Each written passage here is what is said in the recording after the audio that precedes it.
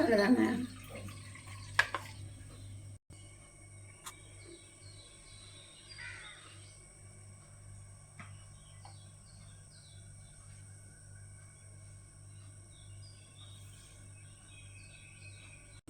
Hi friends, வாங்க இன்றைக்கி அருமையான எக் பிரியாணி சிம்பிளாக எப்படி செய்கிறதுன்னு பார்க்கலாம்.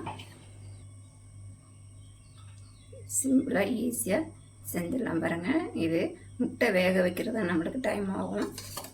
முட்டை வேக வைக்கிறதுக்குள்ளே நம்ம வெங்காயம் தக்காளியெல்லாம் அரைஞ்சிட்டோம்னா ஈஸியாக செஞ்சிடலாங்க. வாங்க இது எப்படி செய்கிறதுன்னு நம்ம வீடியோக்குள்ளே போய் பார்க்கலாம். கூடவே வெங்காயம் தயிர் பச்சடி. வாங்க இன்றைக்கி முட்டை பிரியாணிக்கு நான் எல்லாமே ரெடி பண்ணி வச்சுருக்கேன். நான் ஒரு 4 முட்டையை போட்டு இன்றைக்கி பிரியாணி பண்ணலாம். இதை வந்து லைட்டாக இப்படி கீந்துக்கலாங்க.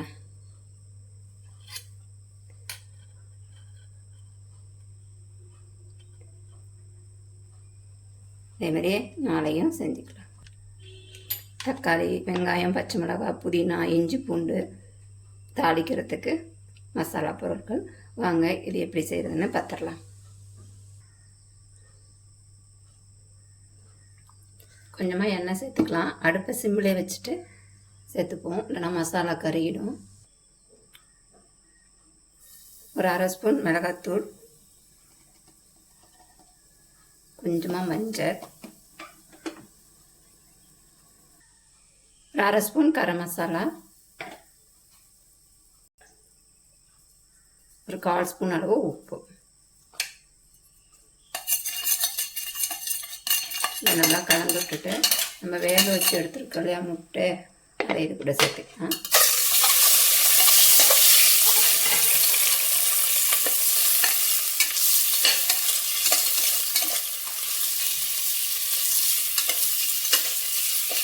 மசாலாவில் அடுத்த ஸ்லோவிலே வச்சுட்டு இந்த மாதிரி ஒரு பரட்டி எடுத்துக்கலாம்.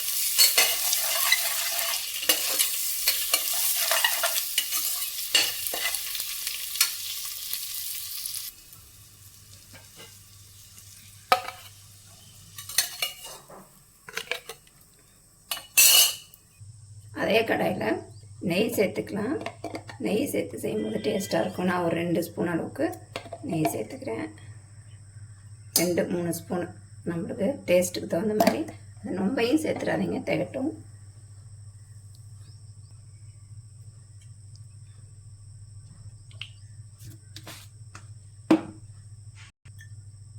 மசாலா பொருள் சேர்த்துக்கலாம். 2 பச்சை மிளகாய், வெங்காயம்,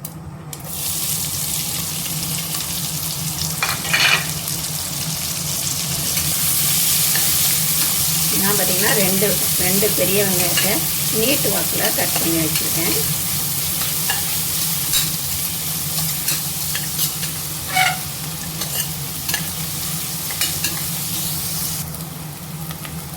இது கூடவே தட்டி வச்ச இஞ்சி பூண்டை போட்டுக்கிறேன். நீங்கள் பேஸ்ட்டாக இருந்தால் கூட சேர்த்துக்கோங்க.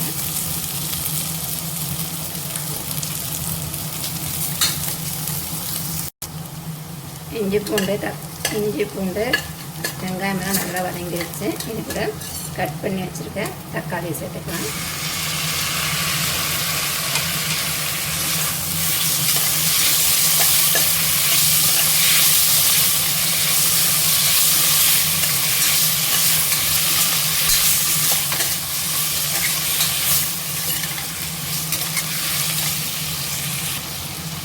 புதினா இலை,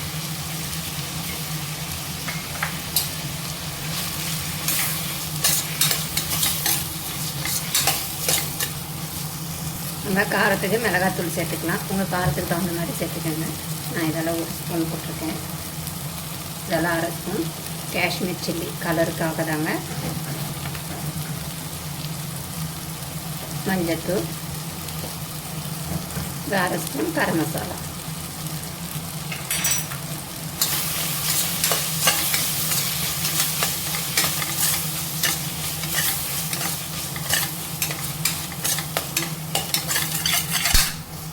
நான் இந்த கிளாஸால் 1.5 கிளாஸ் அரிசி ஊற வச்சுருக்கேன்.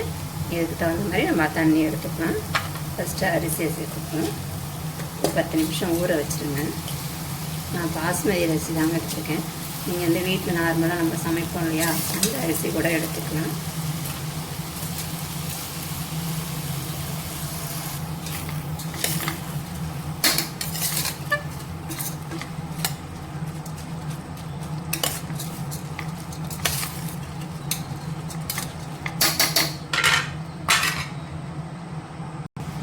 நான் 1,5 கிளாஸ் அரிசிக்கு நான் மொத்தமாக 2 கிளாஸ் தண்ணி ஊற்றிருக்கேங்க.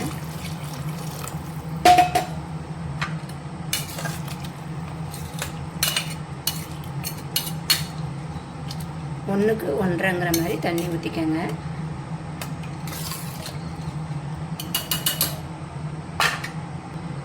கொஞ்சம் தண்ணி இது கூடவே நம்ம பரட்டி வச்சுருக்க முட்டையை சேர்த்துக்கலாம். தேவையான அளவு உப்பு.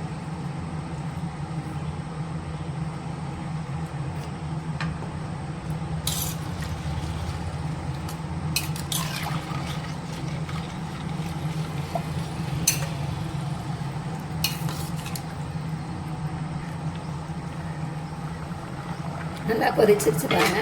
நல்லா இந்த மாதிரி கொதிச்சு வரும்போது நம்ம குக்கர் மூடியை போட்டு மூடிக்கலாம். சிம்மில் வச்சு 2 விசில் விடுங்க போதும். ஸ்லோவில் வச்சு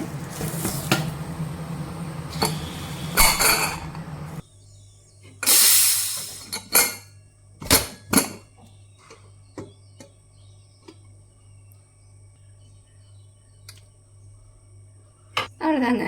நம்மளுடைய முட்டை பிரியாணி, எக் பிரியாணி ரெடி ஆகிடுச்சு. மேலே கொத்தமல்லி தூவி கிளறிக்கலாம்.